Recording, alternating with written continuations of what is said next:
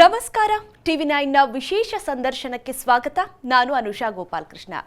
ಈಗಿನ ದಿನಗಳಲ್ಲಿ ಈ ಸಮಾಜದಲ್ಲಿ ಮೊದಲಿಗಿಂತ ಹೆಣ್ಣು ಹತ್ತಾರು ಕ್ಷೇತ್ರಗಳಲ್ಲಿ ಈಗ ಜಾಸ್ತಿ ಸ್ಥಾನಮಾನ ಸಿಕ್ಕರೂ ಕೂಡ ಸಾಕಷ್ಟು ಜನ ಹೆಣ್ಣು ಮಕ್ಕಳಿಗೆ ಹತ್ತಾರು ಜವಾಬ್ದಾರಿಗಳಿಂದ ಕರಿಯರ್ ಅನ್ನ ಗಿವ್ ಅಪ್ ಮಾಡಬೇಕಾಗಿರುವಂತಹ ಪರಿಸ್ಥಿತಿ ಇದೆ.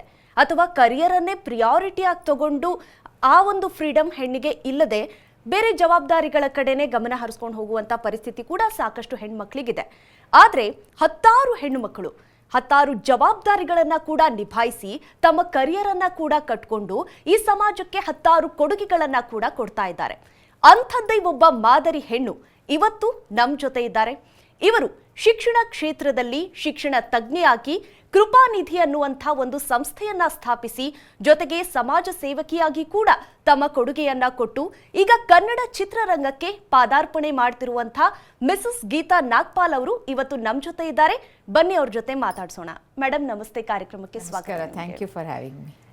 ಎಸ್ ಮ್ಯಾಮ್, ನಿಮ್ಮ ಜೀವನದ ಬಗ್ಗೆ ತಿಳ್ಕೊಳ್ಳೋದಕ್ಕೆ ನಿಜವಾಗ್ಲೂ ಸಾಕಷ್ಟಿದೆ. ಯಾಕೆಂದ್ರೆ ಈಗ ಒಂದು ಹೆಣ್ಣಿಗೆ ಹತ್ತಾರು ಜವಾಬ್ದಾರಿಗಳನ್ನ ನಿಭಾಯಿಸ್ಕೊಂಡು ಕರಿಯರ್ ಕಟ್ಕೊಂಡು ಒಂದು ಲೈಫ್ ಲೀಡ್ ಮಾಡೋದೇ ಒಂದು ಚಾಲೆಂಜ್ ಅನ್ನೋ ಥರ ಇತ್ತು ಇಷ್ಟು ಹಿಂದಿನ ದಿನಗಳನ್ನು ಕಂಪೇರ್ ಮಾಡಿದರೆ. ಈಗ ಅಂಥದ್ರಲ್ಲಿ ನೀವು ಡಿಫ್ರೆಂಟ್ ಕರಿಯರ್ ಚಾಯ್ಸಸ್ ನಿಮ್ಮ ಜೀವನವನ್ನು ಅಂದರೆ ತಿಳ್ಕೊಳ್ಳೋದಕ್ಕೆ ತುಂಬ ವಿಷಯ ಇದೆ ಅಂತ ಕೂಡ ನಮಗೆ ಅನಿಸ್ತು. ಮೊದಲನೇದಾಗಿ ಕಾಂಗ್ರಾಟ್ಸ್ ಫಾರ್ ದ್ಯಾಟ್. ಅದಕ್ಕೆ ನಿಮಗೆ ಇನ್ನು ನಾವು ಕರಿಯರ್ ಅಂತ ಮಾತಾಡ್ತಾ ಇದ್ವಿ.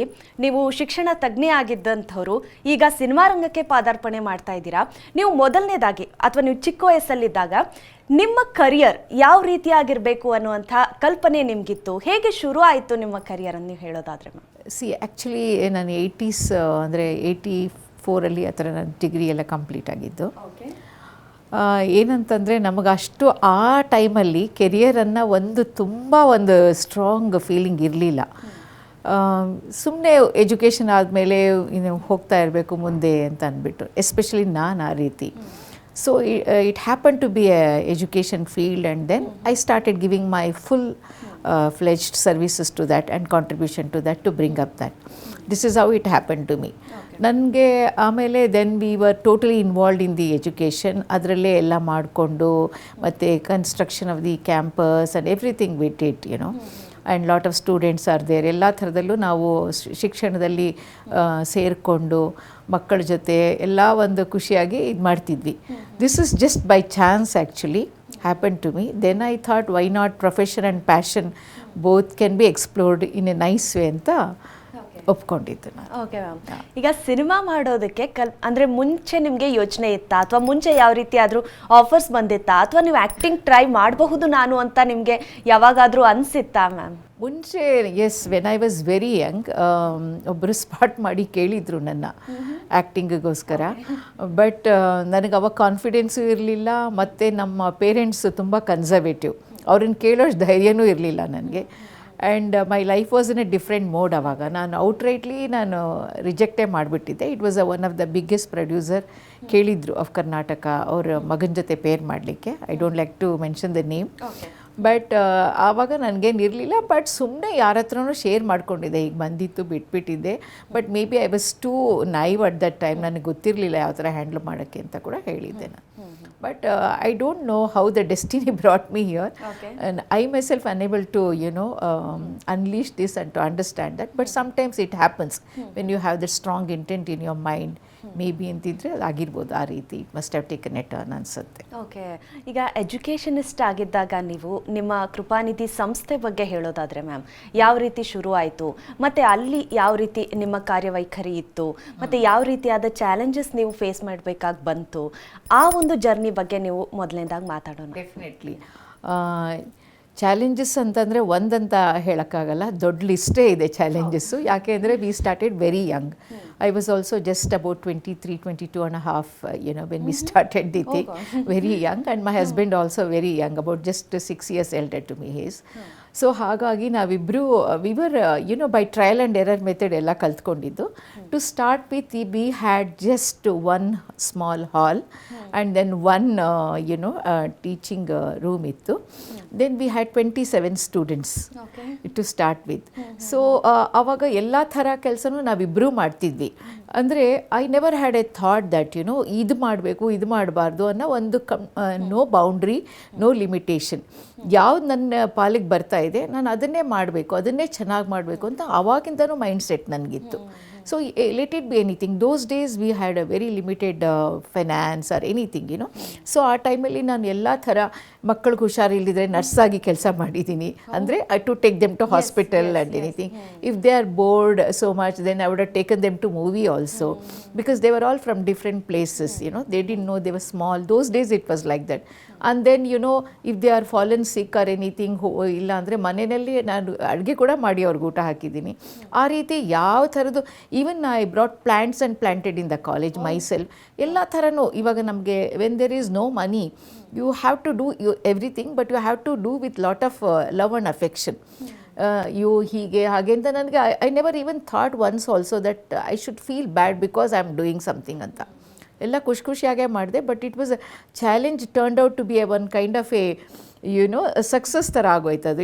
It become a non challenge ಅಂತ ಹೇಳ್ಬೋದು. ಎಲ್ಲ ಥರನೂ ಮಾಡಿದ್ದೀನಿ ನಾನು. Even you know when we were running a canteen, ಬೆಳಗ್ಗೆ 4 ಗಂಟೆಗೆ ಹೋಗಿ ಮಾರ್ಕೆಟಲ್ಲಿ ವೆಜಿಟೇಬಲ್ಲು ತೊಗೊಂಬಂದು ಕೊಡ್ತಾ ಇದ್ದೆ. Because I don't want to compromise on the bad vegetables. ಅವರು ಇವರು ಹೋಗಿ ತಂದರೆ ಅಂದ್ಬಿಟ್ಟು ನಾನೇ ಹೋಗಿ ತೊಗೊಂಬಂದು ಎಲ್ಲ ಮಾಡಿ ಅವ್ರಿಗೆ ಕ್ಲೀನಾಗಿ ಎದುರಿಗೆ ನಿಂತು ವಾಶ್ ಮಾಡಿಸಿಸ್ಬಿಟ್ಟು ಮಕ್ಕಳಿಗೆ ಯಾವ ಥರದ್ದು ತೊಂದರೆ ಆಗಬಾರ್ದು ಆ ರೀತಿ ಎಲ್ಲ ನಾವು ಚಾಲೆಂಜಸ್ ಫೇಸ್ ಮಾಡಿದ್ದೀವಿ. But it was very interesting then. ಈಗ ಕರಿಯರ್ ವಿಷಯದಲ್ಲಿ ನೀವು ಚೂಸ್ ಮಾಡಿ, ಅಂದರೆ ಯಾವುದೇ ಹಂತದಲ್ಲಾಗಿರ್ಬೋದು, ನೀವು ಕರಿಯರ್ ಚೂಸ್ ಮಾಡೋ ಒಂದು ಅಪಾರ್ಚುನಿಟಿ ನಿಮಗೆ ಬಂದಾಗ ಅಥವಾ ನೀವೇ ಯಾವುದನ್ನಾದರೂ ಅರಸಿ ಹೋದಾಗ ನಿಮ್ಮ ಫ್ಯಾಮಿಲಿ ಸಪೋರ್ಟ್ ನಿಮಗೆ ಯಾವ ರೀತಿಯಾಗಿತ್ತು, ಮತ್ತು ಡಿಸಿಷನ್ಸ್ ತೊಗೊಳ್ಳೋದ್ರಲ್ಲಿ ಅಂದರೆ ನೀವು ಅವಾಗ ಯಾವ ರೀತಿಯಾಗಿ ಡಿಸೈಡ್ ಮಾಡ್ತಾ ಇದ್ರಿ ಅಂತ ಹೇಳೋದಾದ್ರೆ ma'am? See, first of all, we didn't plan children for 6 years, 5 years, because we know that we had to struggle hard ಅಂದ್ಬಿಟ್ಟು. ಅದರಿಂದ ನಾವು ವಿ ಬೋತ್ ಆರ್ ದೇರ್ ಅಂದರೆ ಅಂಡರ್ಸ್ಟ್ಯಾಂಡಿಂಗ್ ಚೆನ್ನಾಗಿರುತ್ತೆ. ಬೇರೆ ಯಾವ ಕಡೆ ಫೋಕಸ್ ಹೋಗೋದಿಲ್ಲ ಮೈಂಡು ಅಂತ ಹೇಳಿಬಿಟ್ಟು ನಾವು ಕಂಪ್ಲೀಟ್ ಇದ್ರ ಮೇಲೆ ಟೈಮ್ ಕೊಟ್ಟಿದ್ದರಿಂದ ನಮಗೆ ಬಾಕಿ time we use to be together all the time. Though one thing ಏನಂದರೆ ನಮ್ಮಿಬ್ಬರಿಗೂ ಈಗೋ ಇರಲಿಲ್ಲ ಜಾಸ್ತಿ. ಸ್ಮಾಲ್ ಯುನೋ ಕಾನ್ಫ್ಲಿಕ್ಟ್ಸ್ ಏನಾದರೂ ಇದ್ದರೆ we use to talk about it and decide about it everything.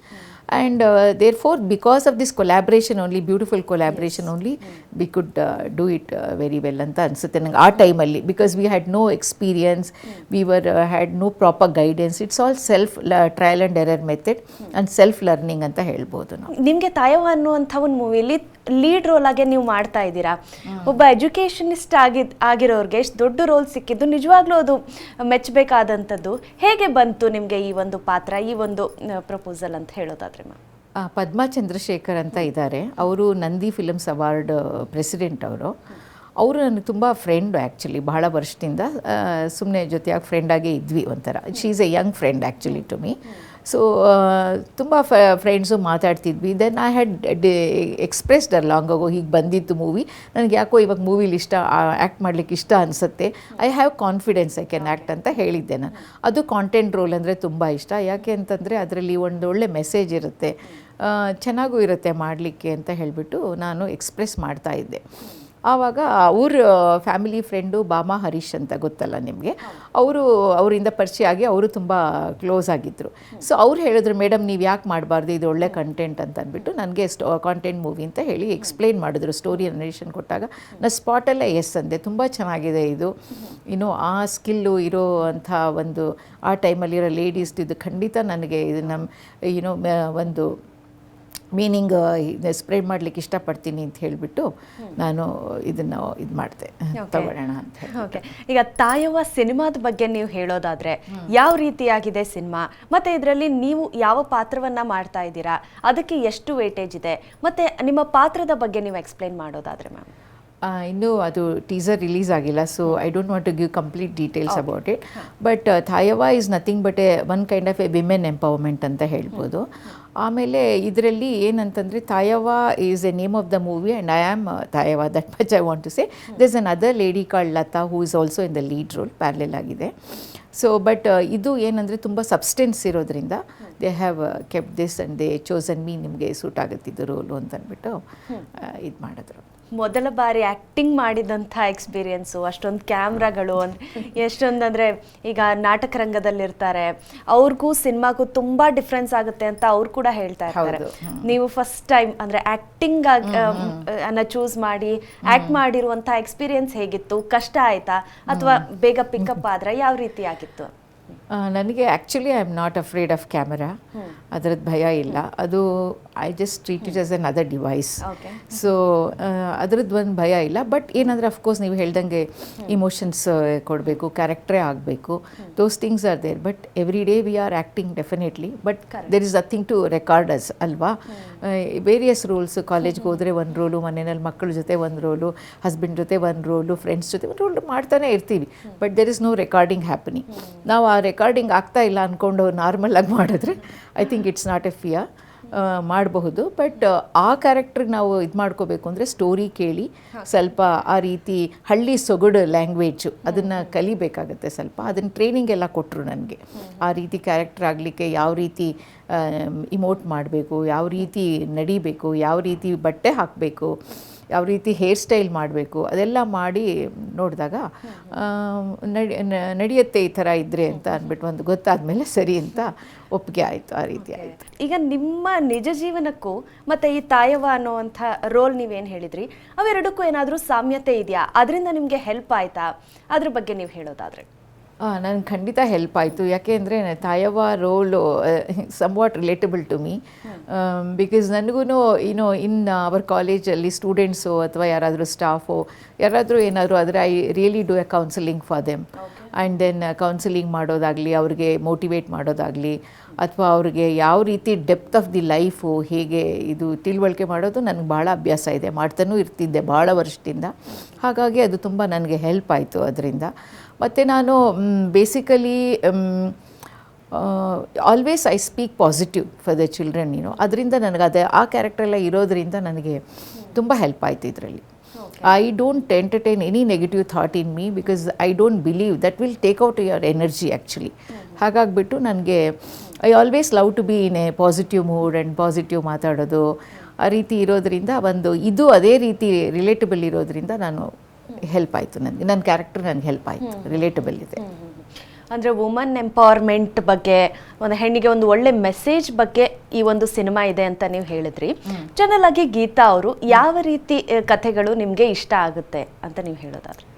ಕಥೆಗಳಂದರೆ ಇದೇ ರೀತಿ ಇಷ್ಟ ಆಗುತ್ತೆ ನನಗೆ. ಯಾರು ಸಮಾಜಕ್ಕೋಸ್ಕರ ಎಸ್ಪೆಷಲಿ ಲೇಡೀಸ್ ಯಾರಾದರೂ ಮಾಡಿದರೆ ನನಗೆ ಲೆಟ್ ಇಟ್ ಬಿ ಎನಿಥಿಂಗ್ ಯಾವ ಥರದಲ್ಲೂ ಮಾಡಿದ್ರೂ ಪರವಾಗಿಲ್ಲ, ಅಥವಾ ಪರಿಸರದಲ್ಲಿ ಆಗಲಿ ಏನೇ ರೀತಿ ಒಂದು ಮಾಡಿದ್ರೆ ಅದು ನನಗಂಥ ಸ್ಟೋರಿಗಳು ಭಾಳ ಇಷ್ಟ ಆಗುತ್ತೆ.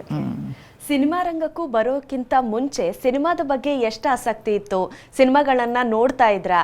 ಯಾವ ರೀತಿ ಸಿನಿಮಾ ನಿಮಗೆ ಇಷ್ಟ ಆಗ್ತಾ ಇತ್ತು ಅದನ್ನು ಹೇಳಿ. ಸಿನಿಮಾಗಳ ನಾನು ನೋಡ್ತಿದ್ದೆ. ನನಗೆ ರಾಜ್ಕುಮಾರ್ ಫಿಲ್ಮ್ಸು ತುಂಬ ನೋಡ್ತಾ ಇದ್ದೆ ನಾನು ಅವ್ರದ್ದು. ಆಮೇಲೆ ವಿಷ್ಣುವರ್ಧನ್ನು, ಅನಂತನಾಗು. ಇವಾಗ ಅಂದರೆ ಸುದೀಪ್ ಆ್ಯಂಡ್ ಉಪ್ಪಿ ಭಾರಿ ಇಷ್ಟ ಆಗುತ್ತೆ ನನಗೆ. ಅವರಿಬ್ಬರು ಮೂವೀಸು ಭಾಳ ನೋಡ್ತೀನಿ. ಮತ್ತು ಸುದೀಪ್ ಅವರು ಆ್ಯಕ್ಟಿಂಗ್ ಆಗಲಿ ಮತ್ತು ಅವರು ಜೆಂಟ್ಲ್ಮ್ಯಾನ್ಶಿಪ್ ಆಗಲಿ, ಅವರ what A great human being ಅಂಥವ್ರ ಮೂವಿಗಳನ್ನ ನೋಡೋದು, ಅವ್ರ ಇಂಟರ್ವ್ಯೂಸು ಎಲ್ಲ ವೆರಿ ಇನ್ಸ್ಪೈರಿಂಗ್. ಅದನ್ನು ನೋಡ್ತಾ ಇರ್ತೀನಿ ನಾನು. ಓಕೆ, ಈಗ ಮತ್ತೆ ಚಿತ್ರರಂಗದಲ್ಲಿನೇ ಕಂಟಿನ್ಯೂ ಆಗಬೇಕು ಅನ್ನೋವಂಥ ಆಸೆ ಇದೆಯಾ? ಮತ್ತು ಆ್ಯಕ್ಟಿಂಗ್ಗೋಸ್ಕರ ಯಾವುದಾದ್ರೂ ತರಬೇತಿ ಏನಾದರೂ ಪಡೆದಿದ್ರಾ ನೀವು ಈ ಹಿಂದೆ, ಅಥವಾ ಮುಂಚೆ ಚಿಕ್ಕ ವಯಸ್ಸಲ್ಲಿ ಯಾವುದಾದ್ರೂ ಆ್ಯಕ್ಟಿಂಗ್ ಮಾಡಿರೋ ಎಕ್ಸ್ಪೀರಿಯನ್ಸ್ ನಿಮಗಿತ್ತಾ ಅಂತ ಹೇಳೋದಾದ್ರೆ? ಇಲ್ಲ, ಚಿಕ್ಕ ವಯಸ್ಸಲ್ಲಿ ಏನು ಆ್ಯಕ್ಟಿಂಗ್ ಏನು ಕಲ್ತಿಲ್ಲ. ಸ್ವಲ್ಪ ವರ್ಷ ಭರತನಾಟ್ಯಂ ಕಲ್ತಿದ್ದೆ ನಾನು ಯಂಗಿದ್ದಾಗ. ಅದಾದಮೇಲೆ ಆ್ಯಕ್ಟಿಂಗು ಅಂತ ಕಲ್ತಿರಲಿಲ್ಲ. ಮತ್ತು ಇದು ಸಿನಿಮಾ ರಂಗದಲ್ಲಿ ಕಂಟಿನ್ಯೂ ಮಾಡಬೇಕು ಅಂತ ಏನು ಆ ಥರ ಏನಿಲ್ಲ. ಯಾವುದಾದ್ರೂ ಒಳ್ಳೆ ಮೀನಿಂಗ್ಫುಲ್ ರೋಲ್ಸ್ ಬಂದರೆ I am definitely open to do it. But ನಂಗೆ ಡೆಫಿನೆಟ್ಲಿ ಸುದೀಪ್ ಅವ್ರ ತಾಯಿಯಾಗಿ ಮಾಡಲಿಕ್ಕೆ ಭಾರಿ ಇಷ್ಟ ಇದೆ. ರೋಲ್ ಸಿಕ್ಕಿದ್ರೆ ಕಮರ್ಷಿಯಲ್ ಮೂವಿಲಿ ಅದೊಂದೇ ಇಷ್ಟ. ಅಂದರೆ ಸುದೀಪ್ ಅವ್ರ ಮದರಾಗಿ ಮಾಡಬೇಕು ಅಂತ ಭಾರಿ ಇಷ್ಟ ಇದೆ. ಹಾಂ, ನಿಜವಾಗ್ಲೂ. ಅಂದರೆ ಈಗ ಎಷ್ಟೋ ಜನ ಪೋಷಕ ಪಾತ್ರದಲ್ಲಿ ಮಿಂಚಿದ್ದು ಜಾಸ್ತಿ ಇದೆ. ಎಷ್ಟೋ ಜನ ಆ್ಯಕ್ಟರ್ಸ್ ಈಗ ಹೀರೋಯಿನ್ ಆಗಿ ಮಾಡಿರೋರೇ ನಮಗೆ ಅಷ್ಟು ಗಮನಕ್ಕೆ ಬಂದಿರಲ್ಲ, ಮರ್ತು ಹೋಗಿರುತ್ತೆ. ಬಟ್ ಇಂಥ ರೋಲ್ಗಳು ನೀವು ಹೇಳ್ತಾ ಇದ್ದೀರಲ್ಲ, ತುಂಬಾನೇ ಕ್ಯಾಚಿ. ಒಂದು ಚಿಕ್ಕ ರೋಲ್ ಸಿಕ್ಕರೂ ಕೂಡ ತುಂಬಾನೇ ಅಪಾರ್ಚುನಿಟಿ ಇರುತ್ತೆ ಅದರಲ್ಲಿ. ಅಂದ್ರೆ ನಿಮ್ಮ ಕಲೆಯನ್ನ ನೀವು ಪ್ರದರ್ಶಿಸೋಕ್ಕಾಗಿರ್ಬೋದು, ಅಥವಾ ವೀಕ್ಷಕರ ಮನಸ್ಸಲ್ಲಿ ಒಂದು ಅದು ಮೈಂಡಲ್ಲಿ ಸೆಟ್ ಆಗಿಬಿಡೋದಕ್ಕೆ ಅಂಥ ರೋಲ್ಗಳು ನಿಜವಾಗ್ಲೂ ತುಂಬಾನೇ ಪ್ರಿಂಟ್ ಆಗಿರೋ ಥರ ಕೂತ್ಕೊಳ್ಳುತ್ತೆ. So if you are looking forward for those kind of role, ನಿಮಗೆ ಅದು ಖಂಡಿತ ಸಿಗ್ಲಿ ಅಂತ ನಾವು ಆಶಿಸ್ತೀವಿ. Such a wonderful wishes you have given me. Really, thank you so much. Yes, thank you so much, ma'am. ನೀವು ಸಾಕಷ್ಟು ವಿಷಯಗಳನ್ನು ಹೇಳಿದ್ರಿ.